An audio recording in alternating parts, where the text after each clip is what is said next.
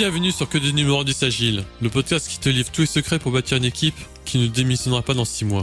Je suis Christophe et mes invités sont des managers, des coachs, des leaders du monde agile. Avec eux, nous allons décrypter leur parcours, leur réussite et leur passion de bâtir des équipes performantes sans négliger l'humain.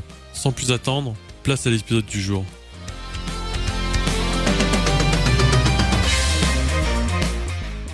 Vous en avez marre des rétrospectives de sprint ennuyeuses et inefficaces ? Découvrez Nitro, l'outil de rétrospective en ligne numéro 1 en France. Avec plus de 60 activités prêtes à l'emploi, vous allez enfin découvrir ce qu'est un moment d'équipe, ludique et efficace. En plus d'offrir la meilleure expérience de rétrospective, Nitro vous permet aussi de vérifier l'état santé de votre équipe et de mesurer l'impact des plans d'action à travers le temps. Nitro rassemble donc tout ce qu'il vous faut pour aider votre équipe à s'améliorer en continu. Aujourd'hui, Nitro est adopté par plus de 48 utilisateurs à travers le monde et compte parmi ses clients L'Oréal, Decathlon ou Leroy Merlin. Je vous invite donc à essayer Nitro gratuitement dès aujourd'hui. Et je vous donne rendez-vous sur le site nitro.io/fr. Ça s'écrit Nitro, N-E-A-T-R-O. Plus d'informations dans les ressources de l'épisode.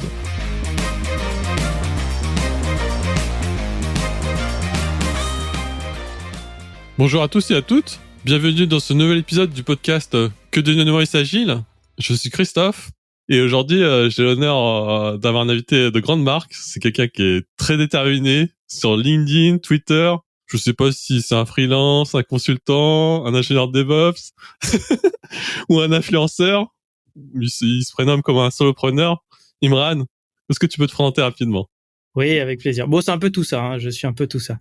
Donc, Imran, donc j'ai 15 ans de métier dans l'informatique en général. J'ai été d'abord un peu ingénieur cloud et infrastructure. Puis j'ai été responsable du service desk, ce qu'on appelle le support communément. Puis co-directeur des opérations. Et j'ai fini DSI adjoint, où là, mon rôle était d'aider à structurer les équipes d'une DSI. Je me suis lancé à mon compte en 2021. Je propose ce que je faisais dans mon métier d'avant, aider des DSI qui ont des équipes avec la tête sous l'eau, à sortir la tête de l'eau justement. Et une grande partie de ma carrière a été d'accompagner les équipes et former les juniors. Et en parallèle, depuis 2023, je fais du mentoring pour les freelances dans la tech. Je les aide à trouver des clients sans passer par des intermédiaires. Ça marche, Imran ? Aujourd'hui, j'ai envie de te cuisiner sur un sujet un peu chaud. Comment on fait pour manager son manager, Imran ? Ouais, sujet super important. C'est quelque chose que j'ai expérimenté il y a quelques années de ça. On entend souvent parler de management libéré, d'entreprise libérée, entreprise opale, etc. Alors, de quoi il s'agit ? Alors, c'est un courant qui existe depuis plusieurs années avec un peu la promesse de permettre aux équipes d'être plus autonomes. Ça rejoint ce qu'on voit en agilité de façon générale. On appelle ça des entreprises libérées ou des équipes libérées ou du management libéré. Libéré de quoi ? Libéré d'un mauvais management, libéré des jeux de pouvoir, libéré du micromanagement, libéré des entraves à exprimer ses talents, des décisions unilatérales, top-down, etc. Une organisation sans chef, sans manager, sans hiérarchie telle qu'on la connaît. Ça te parle ? Mais ça fait peur comme organisation. Est-ce que tu as des exemples où tu as déjà vécu ça ou implémenté ? Oui, bien sûr. En fait, ça part du principe que nous sommes des adultes, nous sommes donc responsables, donc nous qui travaillons dans des entreprises, et donc on peut être autonome et on n'a pas besoin d'une personne qui décide ce qu'on doit faire ou pas faire dans un cadre donné. Donc il y a énormément de ressemblances avec les principes d'agilité, comme je disais, mais appliqués à n'importe quel type d'équipe ou d'entreprise, pas uniquement dev ou tech, comme on a l'habitude de le voir avec l'agilité. Le principe général, c'est on essaye, on fait des erreurs, et on se réadapte et on progresse. Une sorte de système antifragile. C'est quoi antifragile ? Alors, tu as des systèmes qui sont cassables. Tu prends un verre, tu le jettes par terre, il se casse, t'es un peu embêté pour le réparer. Tu as les systèmes robustes, donc tu prends un verre en inox, tu le jettes par terre, il se déforme un peu, il se cabosse un peu, mais il tient. Et tu as les systèmes antifragiles, tu le jettes par terre, il se cabosse, et quand tu le récupères, il est beaucoup plus résistant et performant qu'avant la chute. Donc c'est un peu, si tu veux, le corps humain. Quand tu fais de la muscu, tu bouges tes muscles, tu casses des fibres et en cassant ces fibres-là, ça renforce tes muscles. Donc le corps humain, l'organisme est un système antifragile, c'est-à-dire qui se bonifie avec le stress, on va dire. Et c'est justement le principe des entreprises libérées. La métaphore qui est toujours employée, c'est un type d'organisation sous forme d'organisme. Alors, dans un organisme, Il n'y a pas une cellule chef qui dit à toutes les autres cellules comment tu dois bosser. Ça marche pas du tout comme ça. Si le corps humain était fait comme ça, on serait pas là aujourd'hui. Donc en fait, chaque cellule sait ce qu'elle a à faire pour le bien de l'organisme, dans un cadre qui est donné, qui est le cadre de son organe, qui lui remplit un rôle bien précis. Les organes ensemble forment un organisme, et l'organisme en lui-même, il a un but dans ce monde, il a ce qu'on appelle une raison d'être. Si on ramène ça à la notion d'entreprise libérée, on a une entreprise qui a un but dans ce monde. Cette entreprise, elle est décomposée en plusieurs cercles ou organes, on utilise bien le terme cercle en entreprise libérée, qui ont pour objectif d'aider l'entreprise elle-même à atteindre son but. C'est ce qu'on appelle dans des entreprises classiques, les BU, les services, etc. Donc, dans ces cercles, ensuite, il y a des rôles, le rôle de cellule, qui permettent au cercle d'atteindre son but à lui, et ainsi de suite. Donc, ces rôles, ensuite, sont pris par des gens. Donc, une personne peut avoir un rôle dans un cercle, peut avoir plusieurs rôles dans plusieurs cercles, et un rôle peut avoir plusieurs personnes qui l'énergisent. Voilà, par exemple. Comment on en est arrivé là, à ces entreprises qui ont décidé justement d'aller dans ce mouvement d'entreprises libérées? Qu'est-ce qui expliquait justement ce changement, tu vois? Il y a quelques années de cela, l'auteur Frédéric Laloux avait sorti un livre qui s'appelle Reinventing Organization, où il s'était rendu compte que à travers la planète et depuis quelques décennies déjà, différentes entreprises s'étaient organisées un peu sous forme d'organismes.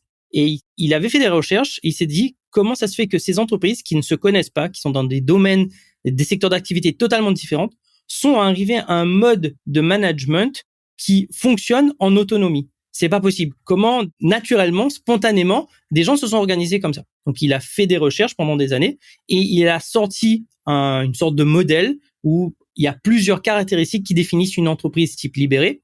Et de là, son œuvre a été pas mal lue, donc les gens se sont inspirés. Et il y a pas mal de méthodes qui se sont inspirées de son livre.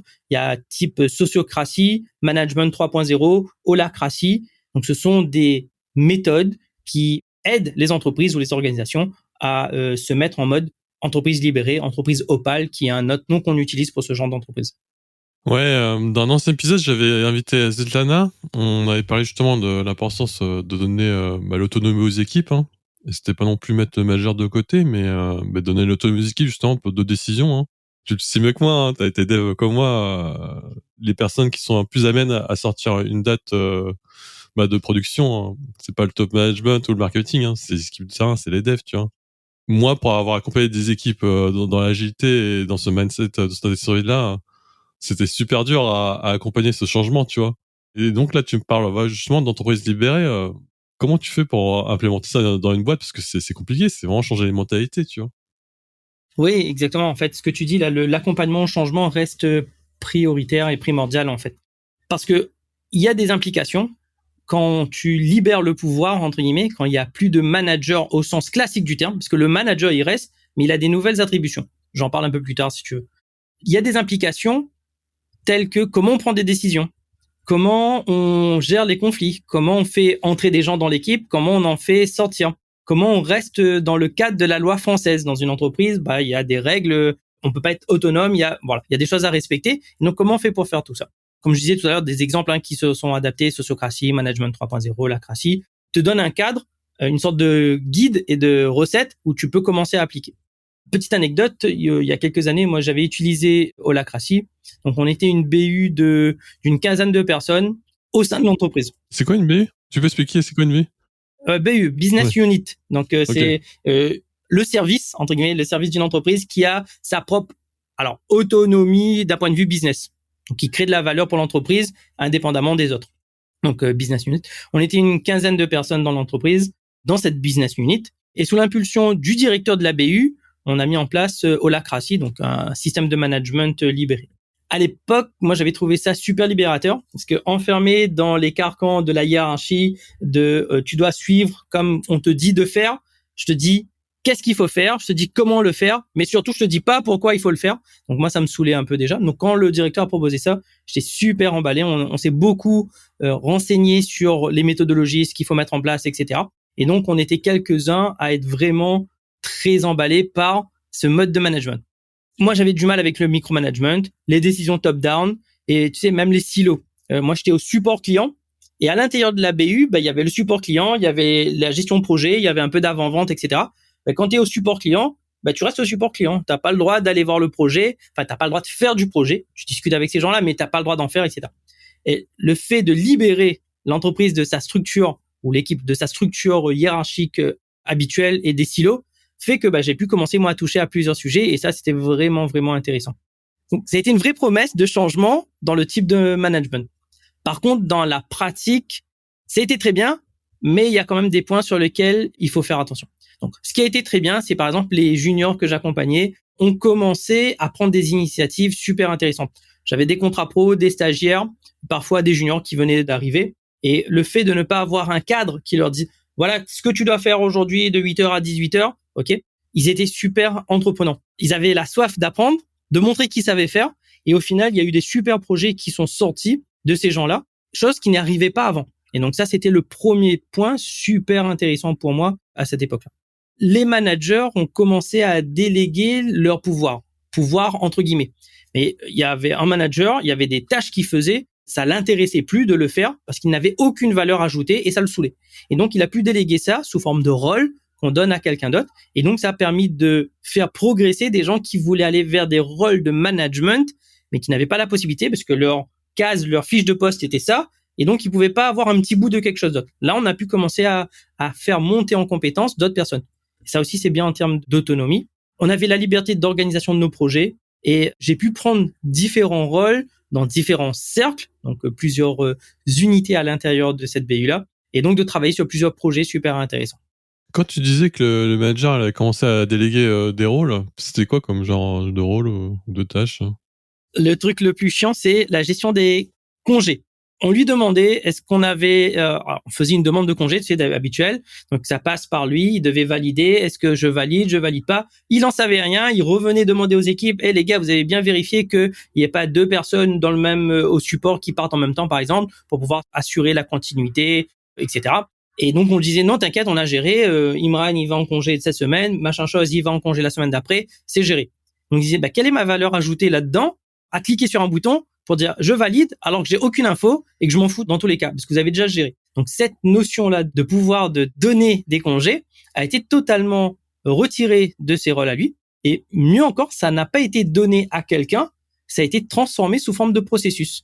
C'est-à-dire qu'on s'auto-validait nos congés sous réserve qu'on avait fait les checks préalables de vérifier que l'équipe était bien assurée, qu'il y avait les backups, qu'on s'était transmis les dossiers, etc. Et on pouvait partager, enfin s'auto-valider les congés directement. Et ça a été libérateur pour lui parce qu'il avait pu à gérer ça. Et nous, l'équipe, ça nous a montré que on pouvait le faire nous-mêmes, il n'y avait pas de problème.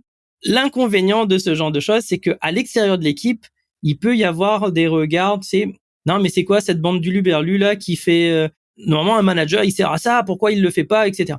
Et donc ah non mais ça va pas marcher, vous allez prendre des congés sans vérification, il va arriver un moment donné où le truc va se casser la gueule et vous allez être embêté. Et ça s'est jamais produit en fait, parce que comme je disais au départ, on est des adultes, on est autonome, on vient pour bosser, on a une conscience professionnelle, et donc on a toujours fait pour que ça merde pas. Quand il y a des ratés, il y a dans la gestion des entreprises libérées, il y a la gestion des conflits. Et donc on appliquait notre méthode de gestion de conflits, et c'était très bien, et ça permettait d'améliorer globalement l'équipe, plutôt que de dire ah t'as vu, t'as mal fait. Bah pour la peine, on va sortir un process super avec plein de contrôles, plein de points, plein de checkpoints, et comme ça vous êtes sûr de ne jamais sortir du cadre. Non, on avait un problème. Quelle est la plus petite solution qui vient régler ce problème? Et tout d'un coup, notre process ne devenait pas quelque chose de super lourd. C'était quelque chose qui restait fluide au service de l'équipe. Je sais pas si tu vois un peu ce que je veux dire. Ouais. Comment tu fluidifies ces process? Tu mettais, moi je travaille en Scrum, en agilité. Donc on a des sortes de cérémonies, on crée chaque semaine, tu vois. Vous avez aussi la même chose pour justement pour. Ouais, en fait, nous, la méthode qu'on utilisait, c'était Holacracy. Et tu as des artefacts et des rituels qui existent. Donc, tu as par exemple la réunion de triage qui sert à traiter les points opérationnels. J'ai un blocage, je sais pas faire, ça marche pas, il y a un bug, etc. Donc, ça, il y a des réunions hebdo là-dessus. Ensuite, il y avait des réunions de type gouvernance. C'est-à-dire, dans la gouvernance, on sort de l'opérationnel et on régularise ce qui est fait. On crée des rôles, on supprime des rôles, on améliore les process. Mais ça vient pas du design. C'est-à-dire, on se dit pas, oh, ce serait bien de faire ça. Non. On part d'une problématique qu'on a rencontrée réellement. Cette problématique-là, aujourd'hui, elle est toujours bloquante. Quelle est la plus petite solution que l'on peut mettre en place pour pouvoir lever cette problématique-là? Et ça vient avec, si je devais garder de l'entreprise libérée qu'une seule chose, c'est ce que j'appelle la prise de décision par consentement. C'est vraiment l'outil, moi je trouve que ça a été révélateur pour moi. Je n'arrive plus à travailler avec des équipes qui n'utilisent pas ça. Pourquoi? Alors déjà, qu'est-ce que c'est la prise de décision par consentement? C'est à opposer par le consensus. Alors le consensus, c'est lorsque tout le monde a dit oui. Donc j'ai une solution, je la propose, un tel n'est pas d'accord, je suis obligé de modifier ma solution parce que ça le convient pas. Donc une fois que je fais la première modification, puis il y a un autre qui est pas d'accord, je fais la deuxième modification, ok, lui il est d'accord, à un moment donné, consensus, tout le monde est d'accord. Problème, tout le monde dit oui. Problème, c'est que la solution initiale que j'avais soumise, elle est totalement dénaturée parce que j'ai dû m'adapter et faire plaisir à chaque personne pour qu'elle dise oui. Donc consensus, très paralysant, très lourd, très dénaturant, on va dire. Alors maintenant, le consentement, c'est quoi? C'est très subtil. C'est lorsqu'il y a plus personne qui dit non. Dit comme ça paraît un peu bizarre, mais en fait, dans la pratique, c'est hyper puissant. Alors, qu'est-ce que ça veut dire lorsqu'il y a plus personne qui dit non? C'est lorsque tu fais une proposition, la question que l'on pose à tous les participants, donc c'est une prise de décision. Donc moi, je propose ça pour régler tel problème. Donc on pose la question aux autres. Est-ce que vous êtes capable de vivre avec la décision qu'Imran vient de soumettre? Ou bien est-ce que c'est quelque chose qui va nous nuire de façon irrémédiable? Et si c'est le cas, est-ce que tu es capable de le prouver et de justifier que ça va nous nuire réellement? Si tu n'es pas capable de prouver que ça va nous nuire, on s'autorise à essayer ce qu'Imran propose, parce que dans tous les cas, si ça marche pas, on est capable de revenir dessus et de faire une nouvelle proposition. Donc la question n'est plus est-ce que tu es d'accord avec la solution? La question est est-ce que tu peux vivre avec? Donc si la réponse est oui, je peux vivre avec, ou je ne sais pas, ou je m'en fous, c'est très bien, la décision elle n'est pas bloquée. La seule réponse qui peut bloquer la prise de décision, c'est de dire non, je suis pas d'accord, je peux pas vivre avec. Et donc là, tu dois argumenter parce qu'on doit traiter ton objection. Et là, il y avait un mécanisme, donc je rentre pas dans les détails parce que c'est super intéressant. Je vous invite à regarder comment ça se fait. Le traitement des objections, c'était vraiment la partie la plus importante et la plus difficile humainement. Parce que la plus importante, parce que c'est là où la décision est bonifiée et on traite les, on va dire, limitations d'une proposition. Par contre, c'est là où l'ego de chacun entre en jeu. Et le process, il est là pour justement nous aider à mettre cet ego de côté et de dire, est-ce que là, tu parles pour toi-même ou tu parles pour aider l'équipe? Est-ce que tu essayes d'anticiper quelque chose qui ne s'est pas produit ou bien tu as vraiment des données pertinentes qui montrent qu'on va aller dans le mur? Et c'est pour ça que j'adore ce process de prise de décision par consentement, parce qu'il y a la proposition, il y a le traitement des objections, et la somme des deux fait que tu arrives toujours à quelque chose de hyper puissant. Par contre, au départ, c'est émotionnellement épuisant. Mettre son ego de côté, essayer de pas anticiper, essayer de dire « Ah non, mais ça va pas marcher, vous allez droit dans le mur », de pas le dire, c'est hyper compliqué. C'est pour ça que souvent dans l'accompagnement, un peu comme le Scrum Master, on va dire, hein, il y a un facilitateur qui est là pour faire respecter les règles du jeu. Il n'est pas là pour juger des propositions ou de ce que les gens disent. Il est juste là pour vérifier que tout le monde respecte les règles du jeu. Ouais, tu vois, cette cérémonie-là que tu me dis, là, ça me rappelle celle que j'utilise avec mon équipe. Hein. Ça s'appelle la rétrospective. Donc, toutes les 2 semaines, on se prend 3 heures et on parle justement de la semaine passée, de tout ce qu'on a fait, tout ce qui a marché, tout ce qui a pas bien marché. Et ouais, comme tu disais, le plus dur, tu vois, c'est la gestion des égos et d'humain. Et quand je dis ça, il y a la sécurité psychologique, parce que des fois, tout le monde voit qu'il y a un problème, mais certaines personnes n'osent pas en parler, tu vois. Donc, comme tu dis, mon rôle à moi, mais aussi le rôle des autres, au fur et à mesure, c'est aussi, parce que mon rôle, c'est aussi de faire grandir les autres personnes, pour qu'ils puissent dire, voilà, je suis désolé, ce que tu dis, tu vois, je ne le prends pas personnellement, mais pour l'équipe, tu vois, ça peut être pas bon, tu vois, enfin, ça peut être négatif pour nous. Et oui, la façon de poser des questions et de mettre un cadre pour que les gens puissent dire les choses, c'est dur, hein, c'est dur. Donc, comment vous avez fait, vous? C'est pareil, vous raisonnez comme moi en termes de questions, vous les questionniez jusqu'à que... Comment tu faisais? Ouais, en fait, le rôle du facilitateur, il n'a pas de rôle opérationnel. Je suis facilitateur, mais j'ai des rôles opérationnels. Mais quand j'interagis en tant que facilitateur, j'oublie l'opérationnel. Le but du facilitateur, c'est de, comme tu disais, de poser des questions pour aider la personne à vivre cette autonomie. Tu vois, pour pas se dire non, ne retombe pas dans des travers de t'es le manager, il y a un manager, t'as pas le droit de lui dire non, etc., etc. Non, exprime-toi. Si tu ressens quelque chose, si tu ressens ce qu'on appelle une tension ou une problématique qui peut nous tomber dessus, t'as beau être stagiaire ou être le directeur, tout le monde a la même portée, tout le monde a la même voix parce que tu as identifié quelque chose que les autres n'auraient pas pu voir. Et ça nous est déjà arrivé de prendre une décision comme ça où un des seniors dit on va changer le process pour gérer les gros clients parce que ça nous embête. Et là, voilà, on change le process. Est-ce qu'il y a quelqu'un qui peut pas vivre avec ça? Et là, tu as le contrat pro dans un petit coin de la table qui lève la main et qui dit ouais, mais si vous faites ça, en fait, ça va impacter nos petits clients. Et là, tout le monde s'est regardé. Ah ouais, c'est vrai qu'on n'avait pas pensé. Et là, on était 10 autour de la table, 10 seniors. Et c'est le petit junior qui nous dit, mais en fait, ce cas-là, vous l'avez pas traité. Et ah oui, c'est vrai, t'as raison. Et en fait, ça va nous mettre dans le mur. Et donc là, on a pu intégrer son objection et améliorer la proposition initiale. Avant, ça se passait pas comme ça. T'as le manager qui débarque, mémo, mail, on a mis à jour la procédure, la nouvelle façon de faire, elle est là, ça commence lundi à 8h. Vous le faites, et dans 3 semaines, on se rend compte que ça merde, et qu'il y a plus personne qui dit, ah ben non, mais c'est toi qui l'as imposé, etc. Bon, là, ça partait dans tous les sens. Une fois qu'on a mis en place cette prise de décision, c'est devenu beaucoup plus facile. À l'inverse, alors, il y a 2 types de personnes qui ont un peu de mal avec ce type de management. Les anciens managers, qui ont eu l'habitude de manager d'une certaine façon, lorsque tu commences à les déposséder de leur pouvoir, ça devient super compliqué. Parce que naturellement, ils retombent dans leur travers. Non, mais ça va casser la prod. Ça, c'est le truc qui revient tout le temps. Ça va casser la prod. Les clients vont se barrer. On va perdre du fric. Et c'est pas bon.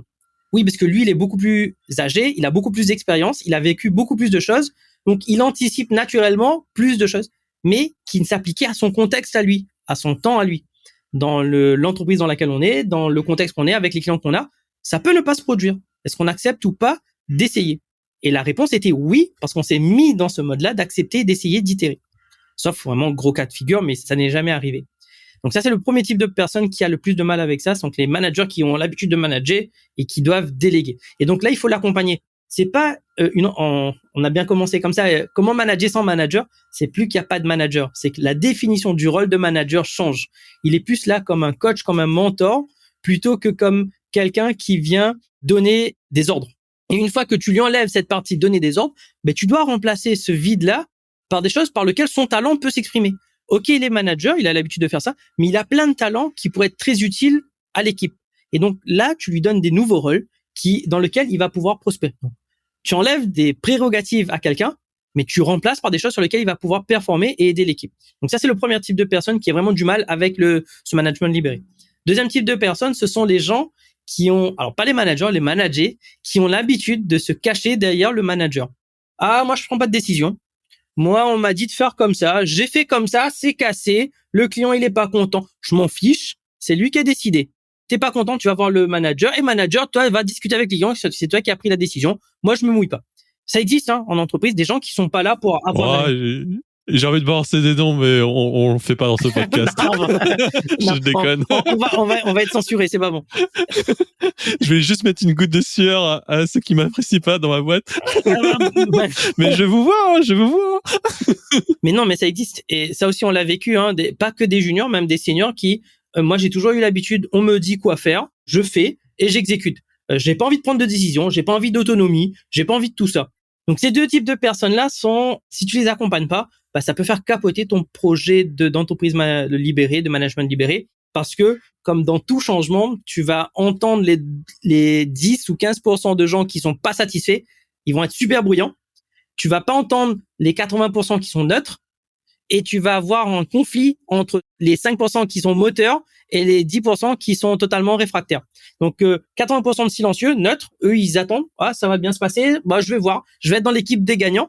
T'as les réfractaires, eux tu vas les entendre tout le temps, non mais ça marche pas, non, et qui vont se plaindre à d'autres personnes, etc. Et t'as les 5% moteurs, bon ça, moi je faisais partie de ça, et à l'époque j'étais vraiment trop borné, c'est-à-dire j'étais moteur, je trouvais la méthode révolutionnaire, et donc je prêtais aucune attention à ceux qui étaient réfractaires. Donc je disais non mais de toute façon t'as rien compris, débrouille-toi, ça sert à rien. Fais pas si tu veux pas, dégage de l'équipe. Alors j'avais pas ce pouvoir-là, mais en gros c'était ça, tu vois, dans ma tête, est sorti de l'équipe. Et c'est pas du tout la bonne façon de faire. Quand tu construis une équipe et tu construis un organisme, tu peux pas dire bon le bras droit là je m'en fous, dégage, j'ai pas besoin du bras droit, j'ai pas besoin de la jambe gauche et je vais faire comme ça. Non, ça marche pas. Tu construis un organisme et tu rends ton système antifragile. Mais ça quand t'es pas formé ou que t'essayes de le faire un peu seul, bah c'est un peu compliqué. Maintenant avec du recul, je vois bien en fait que c'est une conduite du changement. Et nous, en tant qu'informaticiens, on y allait à la mode brutale. Les nouvelles règles, c'est ça.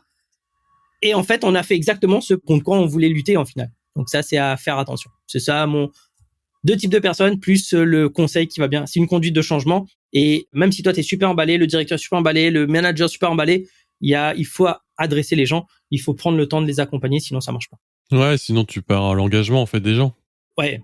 C'est toujours pareil. Quand ça marche, ok, pas de problème. Et puis dès que ça marche pas, c'est la recherche du coupable ou on se rebalance la balle, les responsabilités. Hein.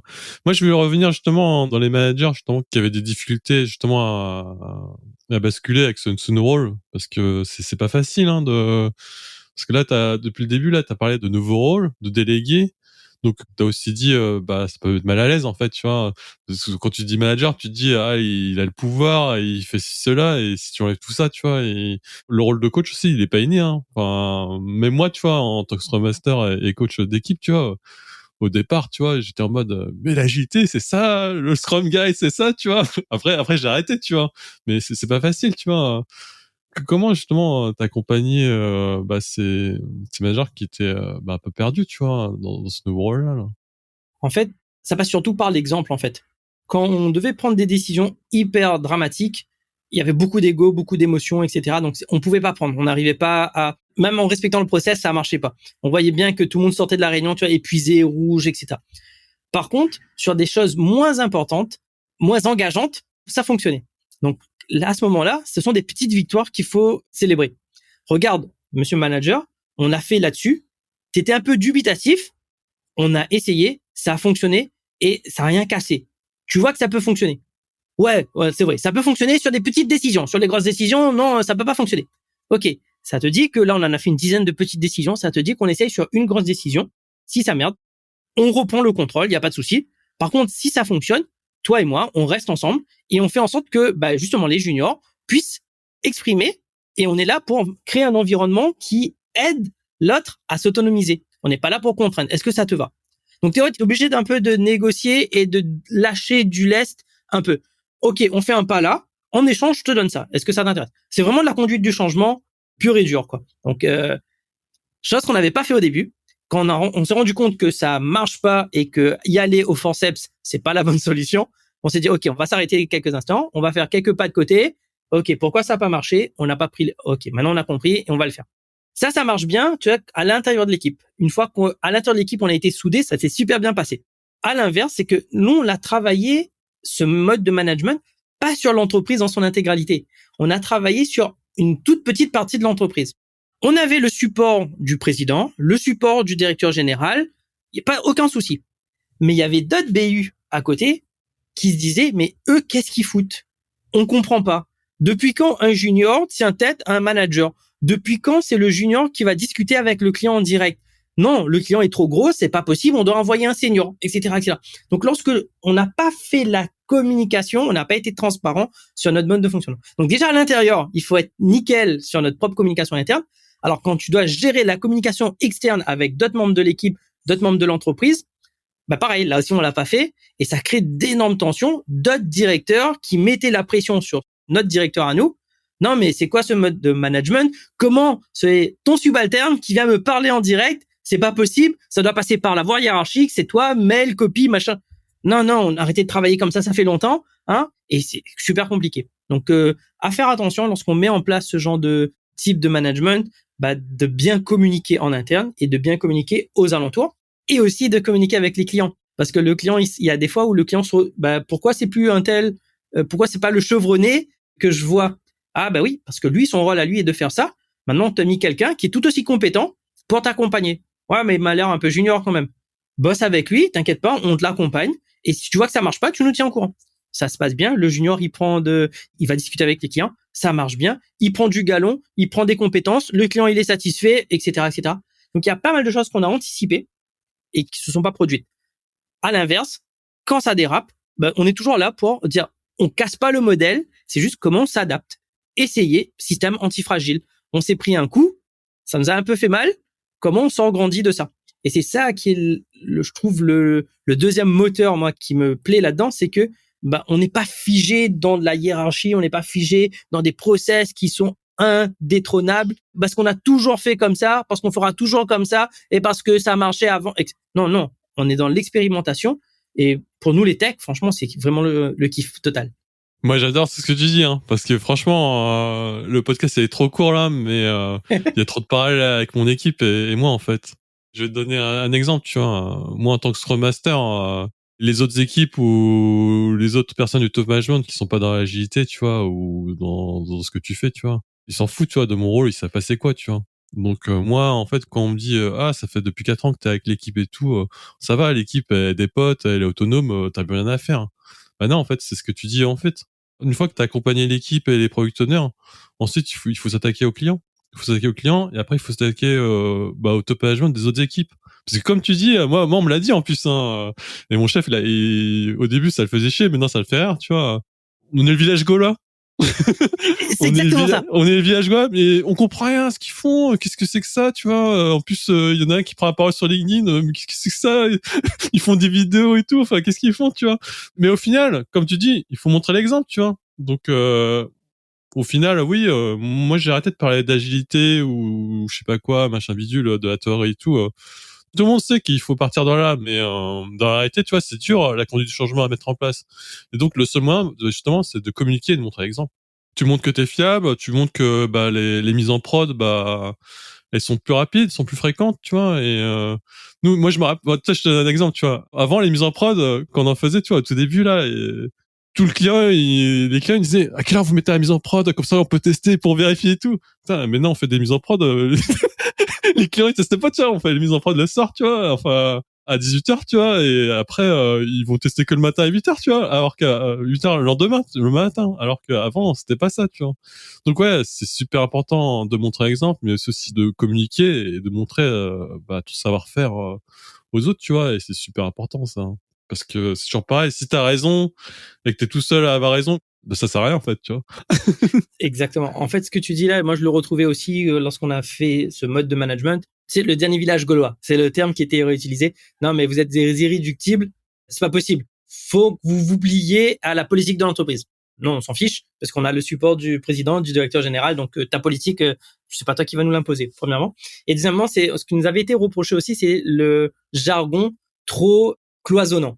Autant en agilité, en Scrum, tu vois, t'as des revues, Scrum, etc., etc. Tu vois, t'as ton jargon, tes rituels, et quand les gens ils comprennent pas ce jargon-là, qu'est-ce que c'est que ce bordel? Pareil, en holacratie, c'est un réunion de triage, tension, qui veut pas dire ce qu'on a l'habitude de croire, gouvernance, objection, prise de décision par consentement, etc., etc., etc. Et tout ce langage-là, les gens ils comprenaient pas comment ça se fait. Qu'est-ce que vous racontez? C'est quoi ça? C'est quoi des tensions, là? Vous avez toujours des tensions. En fait, non, en holacratie, des tensions, c'est quelque chose de positif. Tu vois, c'est une différence entre la réalité et ce qu'elle devrait être. Donc, une tension, une différence de potentiel. Donc, c'est pas, non, une tension, non, on va se bagarrer, etc. Non. Et donc, ils comprenaient pas. Non, mais c'est quoi votre jargon, réunion de triage, gouvernance, on comprend rien, vous pouvez pas utiliser des mots comme tout le monde. Et ça avait cristallisé à un certain moment, justement, des tensions et qu'il fallait désamorcer. Donc, on a commencé, nous, à dire, quand on communique en interne, on utilise notre jargon, pas de problème. Par contre, lorsqu'on communique avec des clients, quand on communique avec les autres membres de l'entreprise, on revient à un langage plus corporate qui désynchronise.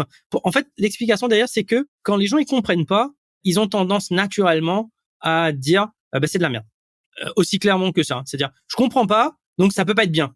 Et très peu ont été ceux qui se sont réellement intéressés. Et là où on a bien rigolé, c'est que ceux qui se sont réellement intéressés, ce sont ceux qui mettaient en place l'agilité et le Scrum. Donc on avait un nouvel arrivant qui était Scrum Master et qui avait de l'expérience là-dedans, un senior, hein, et lui, lorsqu'on en a parlé, il a dit « Ah, mais ça ressemble totalement à ce que je veux mettre en place. C'est nickel, c'est juste, c'est pas les mêmes termes, mais ça ressemble pas. » Quelques semaines après, il a fait une présentation de Scrum à l'intérieur de l'entreprise. C'était nouveau, donc. Et lorsqu'il a fait la présentation, tout le monde s'est regardé, fait « Mais en fait, vous faisiez déjà ça avec Holacracy, en fait, un peu. » Et oui, tu vois, donc le Scrum, les gens, ils connaissaient. Donc, ils se disaient « Non, c'est quelque chose de bien. » Holacracy, personne ne connaissait.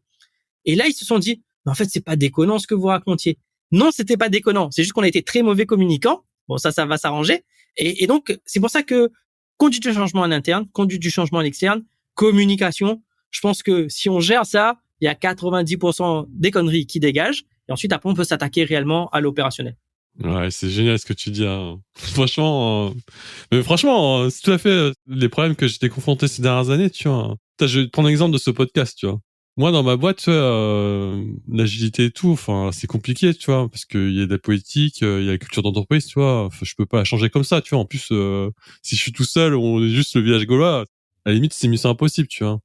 Donc j'ai été en fait, je suis passé après par une communauté agile et donc j'essaie de trouver d'autres agilistes entre guillemets, tu vois, des autres entités, tu vois, de la boîte, tu vois.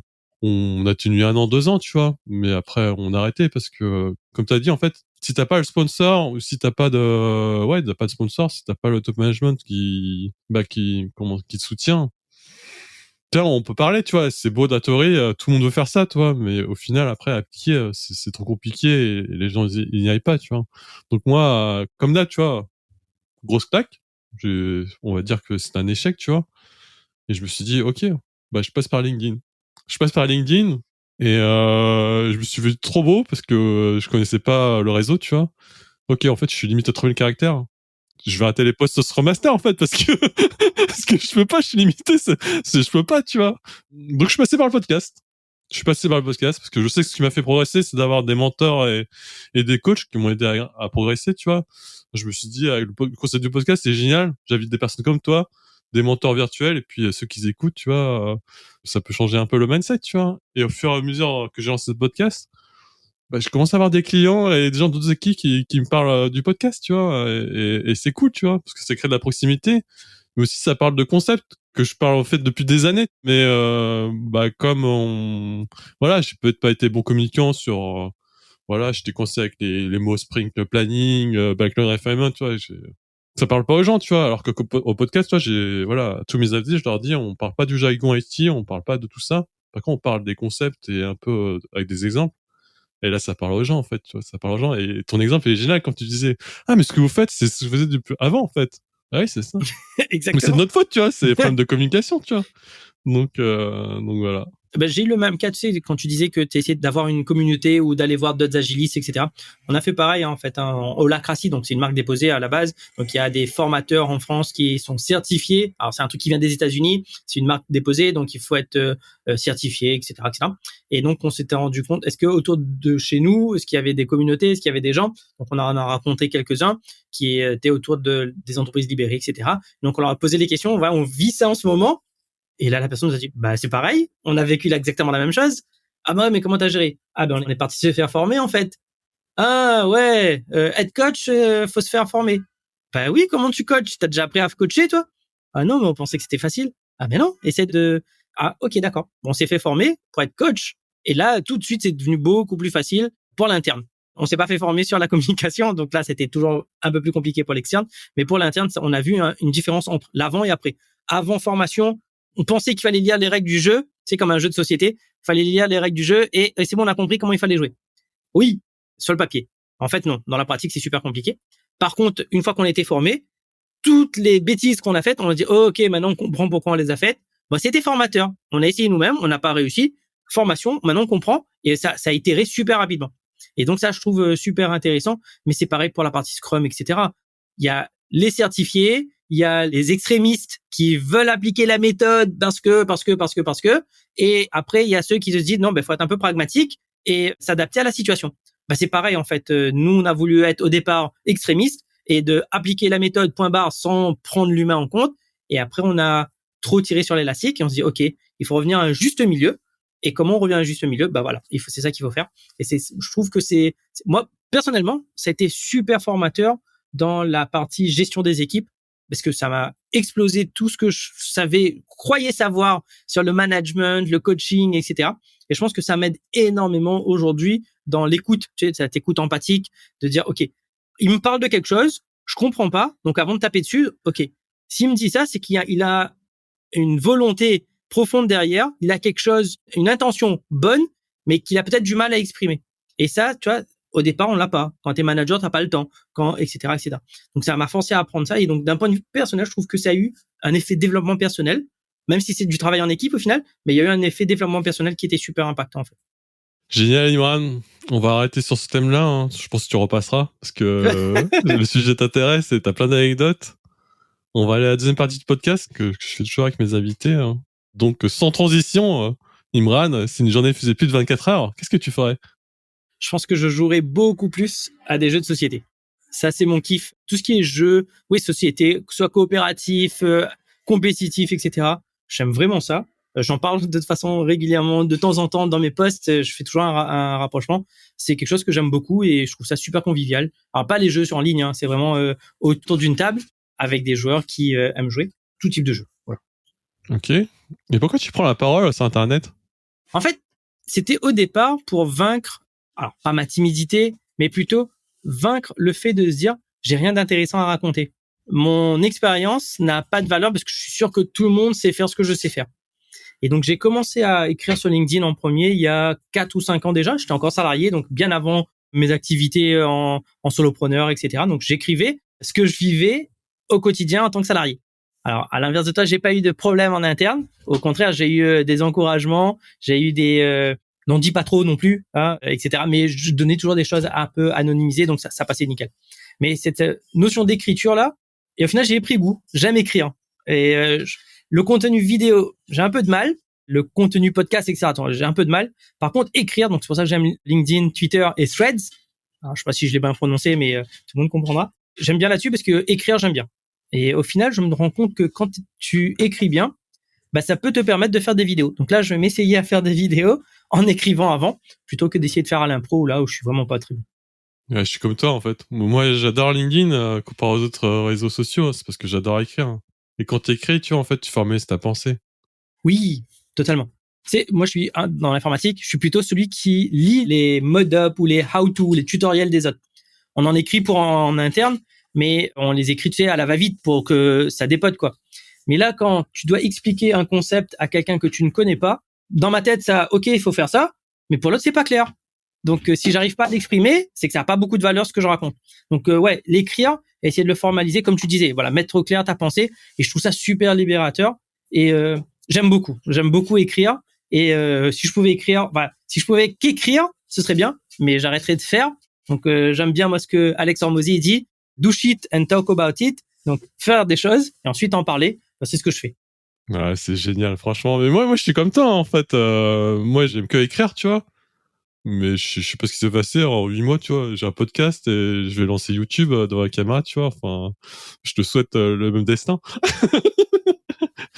Oui. Est-ce que t'as une habitude que tu ne dis à personne? J'ai une habitude un peu bizarre, mais je crois que j'en ai parlé dans un post. Je sais pas si ça compte. C'est Jeremy Coleman qui me l'a enseigné.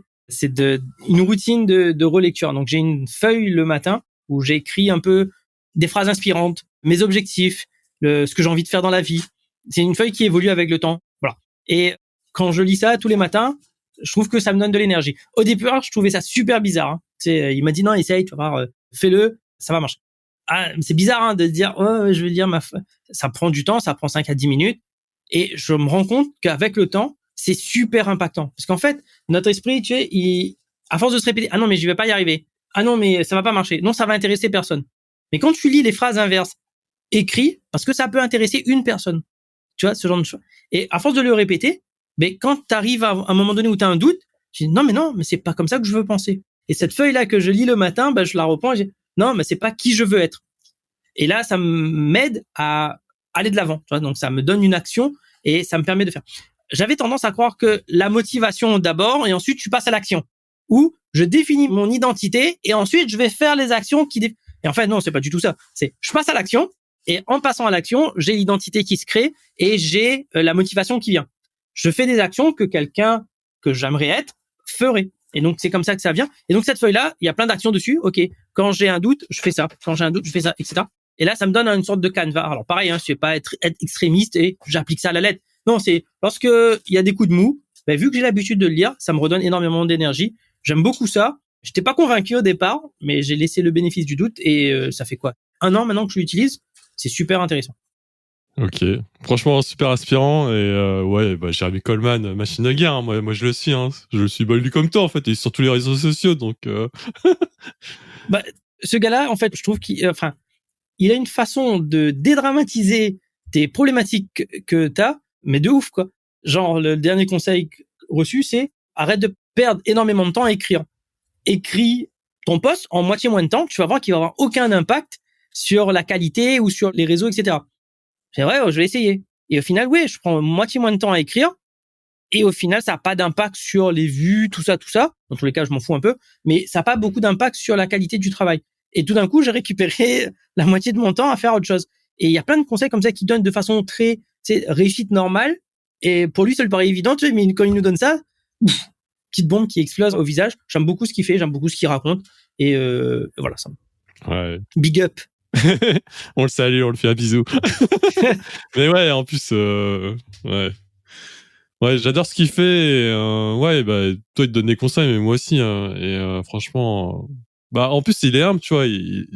J'avais vu dans une vidéo YouTube, parce qu'en fait, il a fait des erreurs, tu vois, il les partage, en fait. Et du coup, c'est super pédagogique pour nous, tu vois. Une dernière question, là. Si tu vivais pas où t'étais, tu vivrais où? C'est une question pièce, parce que déjà, tu vis dans quelque part dans un pays, une région intéressante. Ouais, c'est clair. Je vis à La Réunion. Et si je vivrais pas à La Réunion, où est-ce que je serais? Alors, peut-être pas vivre, mais j'aime beaucoup visiter en fait les pays. Moi, c'est le Canada en hiver qui me fait rêver. La Laponie, ça me fait rêver. Alors, tu vois, quand t'es sous les tropiques, t'as la chaleur, et donc quand tu rêves de partir en voyage, c'est quelque part où il fait très froid, tu vois. Non, moi, j'aime beaucoup visiter, mais je veux toujours retourner chez moi. En fait, j'ai fait mes études à Bordeaux, et quand il fallait trouver des stages, je cherchais chez moi. Et j'ai fait mes 3 ans d'études à Bordeaux, et quand il fallait trouver mon premier job, je suis revenu chez moi. Donc, non, beaucoup de mal à quitter où est-ce que je suis. Mais visiter, aucun problème. J'aime visiter, j'aime voyager. Ça marche. Et c'est quel pays là, que tu voudrais visiter justement prochainement? À part la Laponie et le Canada? Là, le prochain pays, c'est soit Oman, parce que c'est super joli, ou faire un tour plutôt Malaisie, Thaïlande. Tu vois, c'est dans ces endroits-là à peu près. Mais ça, c'est parce que en fait, je me fais influencer parce que je vois des reels sur Instagram, et quand on commence à regarder un sur Oman, t'en as plein sur Oman. Tu dis, oh purée, c'est super joli. T'en regardes un sur machin chose, et t'en as plein. Ah, c'est super joli. Et donc au final, là pour l'instant, au jour d'aujourd'hui, c'est Oman. J'aimerais bien comme prochaine destination. Ça marche. Bah écoute, Imran, merci à toi. On est à la fin du podcast. Où est-ce qu'on peut te retrouver pour discuter avec toi ou te lire? Ouais, sur LinkedIn essentiellement. C'est là où je suis le plus actif. Sur Twitter, où je raconte des choses moins sérieuses que sur LinkedIn. Je préfère LinkedIn parce que c'est là où j'ai toute ma messagerie, les gens viennent discuter avec moi, c'est là où je suis le plus actif. Donc c'est plutôt là qu'on peut me retrouver. Ça marche. Sachant que je parle pas d'entreprise libérée, je viens pas dézinguer de manager, donc pas de souci, on peut venir discuter. Eh ben super, Imran, je te remercie. Moi, j'ai kiffé ce moment. J'espère que tu reviendras. Avec plaisir. Franchement, j'étais un peu stressé au départ, mais c'est super cool. C'est vrai? Mais non, mais ça se passe bien avec moi. Oui, non, c'est clair. Non, en fait, j'avais peur de sagouiner le podcast plus qu'autre chose, tu vois. Non, mais c'est normal, c'est toujours... prends la parole, hein, que ce soit sur LinkedIn ou sur podcast et tout. C'est toujours dur, mais après, une fois que tu as fait le premier pas, allez, c'est bon, on s'améliore. Merci, Imran. À la prochaine. Bye. Ciao.